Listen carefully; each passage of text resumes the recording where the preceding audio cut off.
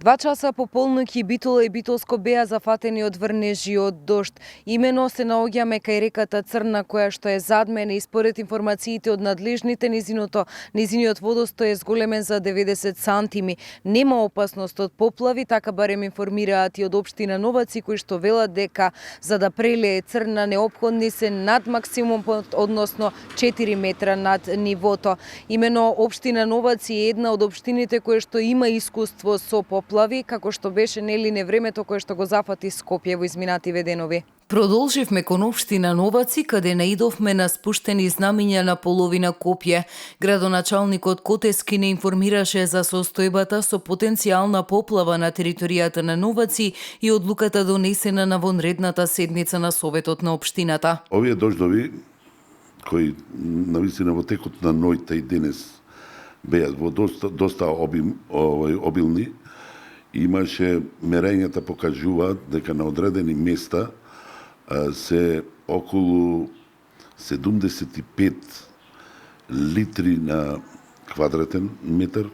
Донесовме одлука да ги поможиме граѓаните на град Скопје со 200.000 денари, кои во материјали, нарочито во води и хемиски работи за чистење, а другите остатокот ќе ги префрлиме, имаме жиросметки на централната жиросметка таму за распределба на помош на граѓаните на град Скопје. И општина Могила минатата година беше под синурот на поплавите од излевањето на река Црна. Се упативме по регионалниот пат за да ја видиме состојбата на терен на оваа општина. Во селото Трап Могилско затекнавме состојба на поплавени дворови.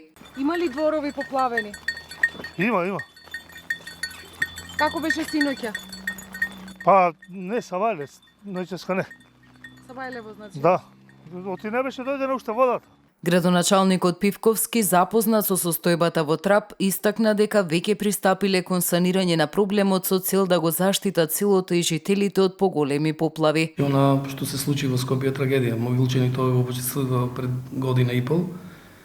Едно сочувство до фамилиите на загинатите. Ние како општина значи ќе се ангажираме дополнително да одвоиме средства од буџетот да помогнеме на оние семејства кои што се најзагрозени.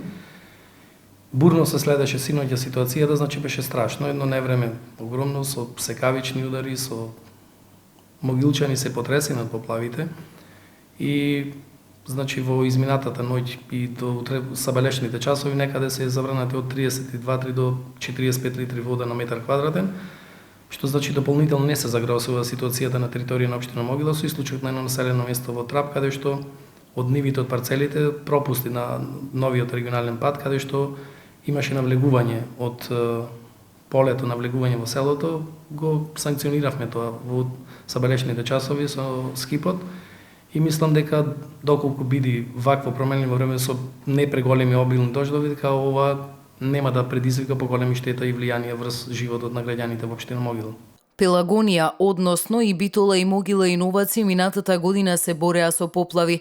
Иако тогаш немаше човечки жртви, сепак состојбата беше страшна, па од тука се наметнува прашањето, се уклучи ли алармот за превентива на времено или повторно не демне опасност? Македонија на мала држава, не сме ни еден живот да биде загинат на ваков или сличен начин и затоа сите работи, сепак велам дека човечкиот фактор е 80%, природата значи оно што ќе го направи, но ние сме луѓето еден фактор кој што треба превентивно да делуваме